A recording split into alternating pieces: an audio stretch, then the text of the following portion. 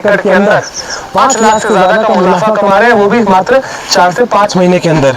अब आप पीछे देख सकते हैं ये गेहूं लगा हुआ है, पर गेहूं में इतना मुनाफा नहीं होता। तो यही यहाँ की मेनली खास बात है कि गेहूं के साथ साथ यहाँ पे ये देखिएगा सफेद मूसली की खेती हो रही है।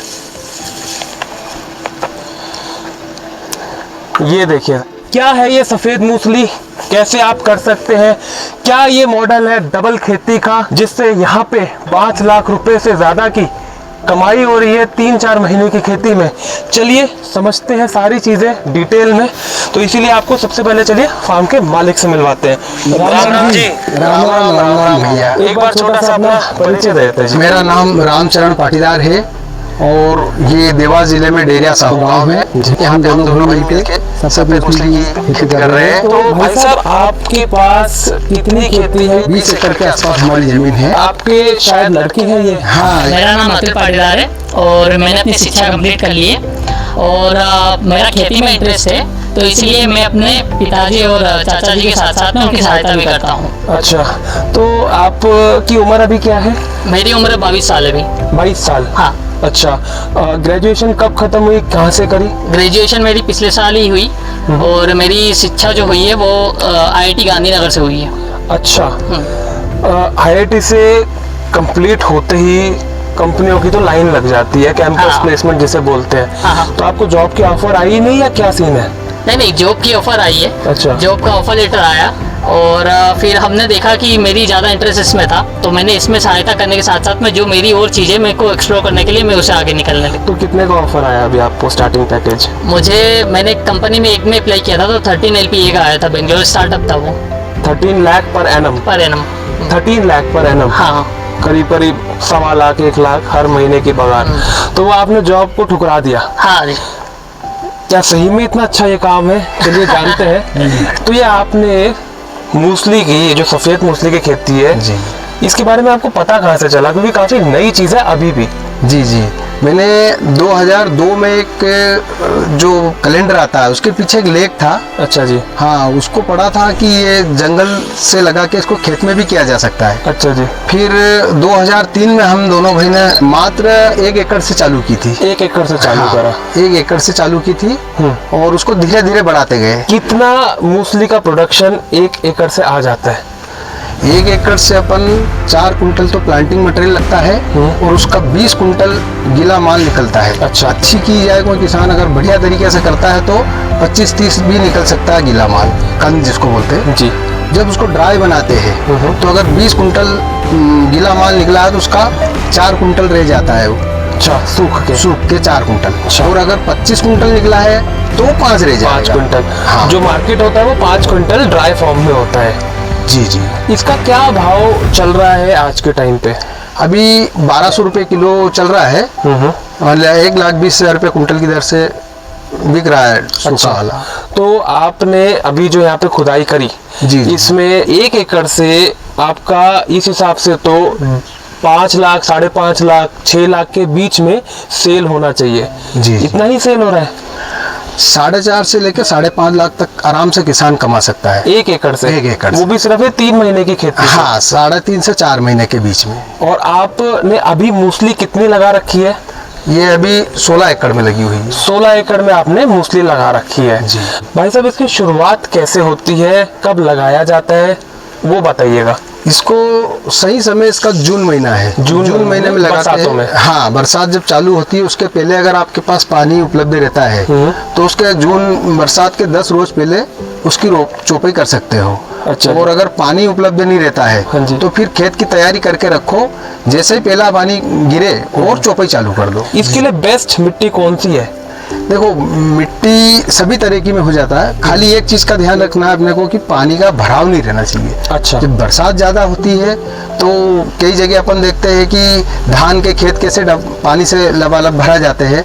थली का इलाका नहीं होना चाहिए, डूबना नहीं चाहिए। डूबना नहीं चाहिए। अच्छा। पानी अगर कितना भी गिरे और वो निकल जाए तो कोई परेशानी वाली बात नहीं, आसानी से हो जाती है। तो जैसे अभी हम कई इलाकों में विजिट करके आए, आपके यहाँ पे डेक्कन प्लाटू है, वहाँ पे सॉइल है ही नहीं, बहुत कम मिट्टी है, पथरीला इलाका है, क्या वहाँ पे पे भी हो जाएगा? वहाँ पे भी अच्छी होती है। अच्छी होती है? हाँ, क्योंकि एक बात बताऊँ मैं आपको, ये पहले जंगल में होती थी, जंगल में कोई मिट्टी नहीं रहती थी ज्यादा, सिर्फ मुरम और खरस की मात्रा ही रहती है जी। फिर भी वो पौधा बिगैर खाद दवा पानी से अच्छा बन जाता है। अच्छा जी। तो अपन जो किसान कर रहे हैं वो तो बहुत अच्छी जगह पे करेंगे, उससे तो कहीं गुना जमीन अच्छी रहती है वो वहाँ। अच्छा, और पानी की बात करें, जैसे कि जो भी सब्जियां हैं उनके लिए बोला जाता है कि मीठा पानी चाहिए, फ्रूटिंग के लिए भी कहते हैं मीठा पानी चाहिए, तो क्या इसके लिए भी मीठा पानी चाहिए? थोड़ा खारा पानी चल जाएगा? खारा पानी में थोड़ी तकलीफ आती है, उत्पादन घटता है, तो मीठा पानी अच्छा रहता है। अगर बरसात कंटिन्यू बराबर होती रही हर हफ्ते या फिर 15 रोज 10 रोज में, तो पानी देने की जरूरत ही नहीं पड़ती है। तो ये है कि बारिश की फसल है, बरसातों में होती है, बट रेगिस्तान जैसे इलाकों में ये नहीं हो सकती, क्योंकि इसमें पानी आपको बहुत अच्छा क्वालिटी का मीठा ही चाहिए। तो जहाँ पे पानी की व्यवस्था अच्छी हो वहीं करिएगा, और ये जाहिर सी बात है, जितनी आपकी अच्छी मिट्टी होगी उतनी अच्छी प्रोडक्शन आएगी। उग तो जाएगा कहीं पे भी, लेकिन कितनी क्वांटिटी उगेगी वो डिपेंड करता है आपकी मिट्टी की क्वालिटी पे। हमारी मिट्टी आप ही की जैसी है, एमपी का ही किसान है जी। कल्टीवेट करना है सबसे पहले तो ज़मीन तैयार करते हुए हमें क्या क्या ध्यान रखना है? जमीन में पहले तो अच्छी हकाई जुताई करके खेत को बारीक करना है। पूरा बारीक मई महीने में ही कर लेते हैं हम, रोटावेटर वगैरह चला के। बारीक होने के बाद में उसमें 1 साल पुराना गोबरी खाद जो रहता है उसको डालते हैं। तो 1 एकड़ में कितना हमारे को गोबर या वर्मी कंपोस्ट डालना पड़ता है? 1 एकड़ में 3 ट्राली में हो जाता है जी। उसमें कितना खर्चा आ जाता है 3 ट्रॉली या 4 ट्रॉली का?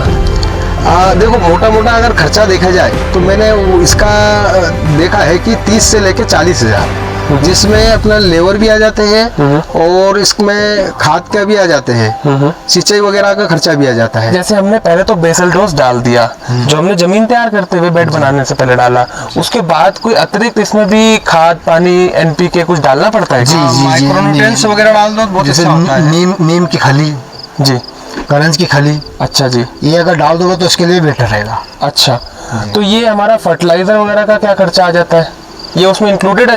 जी, सब में इंक्लूडेड है। तो इसमें बेसिकली जो भी हमारा जमीन तैयार करने का है, ट्रैक्टर का खर्चा है, डीजल का है, फिर उसको बुआई करना है, वो सारा खर्चा मिला ले तो 30,000 खर्चा आता है। हाँ, 30 से 40 हजार के समथिंग आएगा। 40,000 बीज का अलग आएगा। शुरू में किसान को सिर्फ एक बार ही बीज लेना है, बाकी तो उसके घर से फिर काम चलता रहेगा। जैसे आलू की या हल्दी की होती है, एक बार बीज ले लिया हाँ, तो वो बनता रहेगा, वो उसी टाइप की ये भी एक खेती है, जड़ों की खेती है। जी। बीज 1 एकड़ में कितना लगता है? 4 कुंटल लगता है 1 एकड़ में। 4 कुंटल 400 किलो 1 एकड़ में लगता है जी। और क्या भाव पे मिल जाता है ये अभी चल रहा है 20,000 रुपये कुंटल। अच्छा जी, हाँ, 20,000 रुपये कुंटल इसका भाव चल रहा है। जी। तो इसमें अच्छे और बुरे बीज की क्या पहचान है जी? कैसे चयन करें? क्या क्या नस्लें होती हैं, वैरायटी क्या क्या आती है इसमें? बीज में खास तौर पे देखा, एक तो काड़ी की संख्या ज्यादा रहनी चाहिए। अच्छा जी, काड़ी की मोटाई ज्यादा रहनी चाहिए। अच्छा जी, और इसके काड़ी का क्या मतलब हुआ? काड़ी का मतलब होता है जैसे आपने तोड़ा, इसकी मोटाई अच्छी रहनी चाहिए और उसके जो ऊपर सिर है जिसको हम क्राउन बोलते हैं, हाँ जी, उस पर कोई बीमारी नहीं रहनी चाहिए। तो ये क्राउन है जो जड़ें यहाँ से फुटाव होगी इसकी। इसमें बीमारी कौन कौन सी बीमारी है? अधिकतर जैसे बहुत सारी काड़ी में लग जाती है, काड़ी का सड़ना, काड़ी को नीचे से जानवर खा जाते हैं। जानवर? हाँ, जो कीड़े वो खा जाते हैं। वैसा बीज नहीं रहना चाहिए, बीज पूरा निरोगा रहना चाहिए। ठीक है, और इसका वजन कितना क्या होना चाहिए? इसका वजन होना चाहिए 50 ग्राम से लेकर 90 ग्राम तक। एक गुच्छे का जी, गुच्छे का वजन। ठीक है, तो इसका बता रहे थे भाई साहब कि ये हमारा 400 किलो बीज लगेगा, यानी कि ये तकरीबन 80,000 का बीज का कॉस्टिंग आ गया जी। तो इसमें हमारा बीज जब बोएंगे, हाँ, उसको बोते हुए क्या क्या चीजें ध्यान रखनी है? दूरी कितनी रखनी है एक बीज से दूसरे बीज की?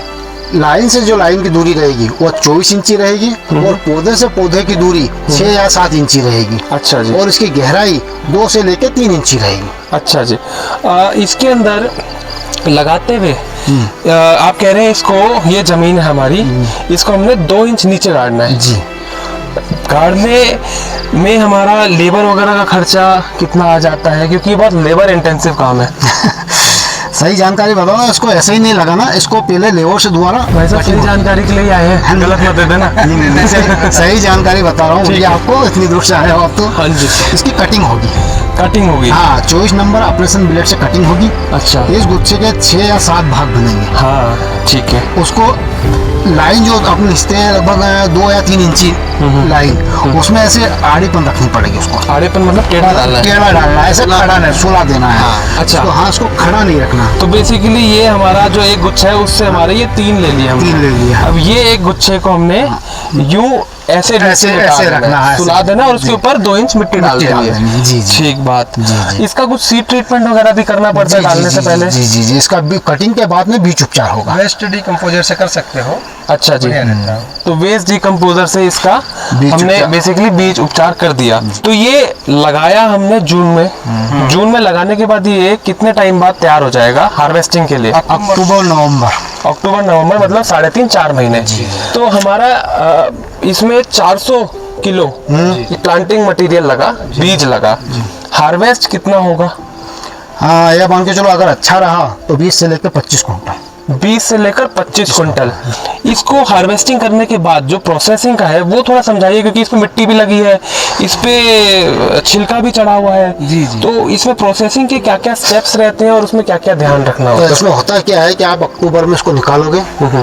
निकालने के बाद में इसकी अच्छी सफाई करोगे। सफाई हाथ से करना है केवल। अच्छा जी। हाँ, इसमें से मिट्टी जितनी भी हाथ से निकले उतनी निकालनी है। और जो एक गुच्छा है टोटल, जिसको अपन क्राम बंच बोलते हैं, इसको एक जगह धूप में रखना है 1 फीट की हाइट पे। ढक के रखना है। जी, जैसा कि ये फोटो में हम देख पा रहे हैं। जी जी जी। ये फोटो में आप देख रहे हो, ऐसे ढक के आपको पाल से रखना है धूप के अंदर। धूप में बिल्कुल।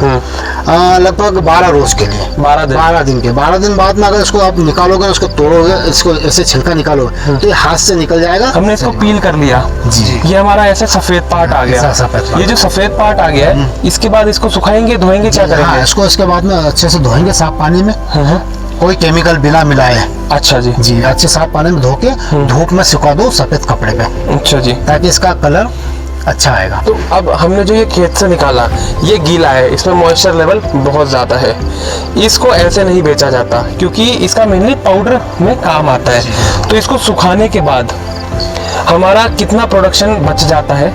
4 से लेके 5 कुंटल के समथिंग बचेगा। अगर 20 कुंटल है तो 4 कुंटल आपका ड्राई मैटर, 25 है तो 5 कुंटल। ठीक है, तो 25% माल रह जाता है, 75% हवा में मॉइस्चर उड़ जाता है। तो जैसे कि एक मैंने अभी ये खोदा, यहाँ पे ये कुछ कीड़ा सा लग रहा है, ये क्या है? इससे क्या नुकसान है? हाँ, कभी कभी हो जाता है। तो ये वाला तो बिकने में दिक्कत आएगी। जो ये सूखने के बाद में जब ब्रीडिंग करेंगे इसकी, तो इसकी छटाई में अलग हो जाएगा, उसका भाव अलग रहेगा। अच्छा, तो छटाई में अमूमन कितना परसेंटेज है जो अलग हो जाता है? 5% लगभग 5% के करीब छटाई में अलग हो जाता है। तो अगर हमारा 5 कुंटल निकलना है तो उसमें आप 5% कम कर लीजिए, यानी कि 25 किलो के करीब इसमें आपका सॉर्टिंग ग्रेडिंग में हो जाएगा। पर वो भी बिकेगा कम रेट पे। क्या रेट चल रहा है इसका अभी? अभी चल रहा है 1200 से लेकर 1300 रुपये किलो। ये जो आपकी धुलाई हो रही है, छिलाई हो रही है, लेबर ने पन्नी लगाई, उसके ऊपर पल्ली बिछा रखी है, इसमें भी तो खर्चा आता होगा कुछ? हाँ, आता है ना। तो कितना आ जाता होगा? हाँ, हार्वेस्टिंग का शायद 1 एकड़ में 10 से लेकर 15,000। 10 से लेकर 15,000 इसका प्रोसेसिंग का खर्चा आ जाता है। तो हमारा 80,000 बीज का खर्चा था, 30,000 से लेकर 40,000 हमारा इसमें लेबर का खर्चा लग गया, बुआई करने का, ट्रैक्टर का डीजल का, पानी का, बिजली का। तो 1,20,000 रुपया हो गया। उसके ऊपर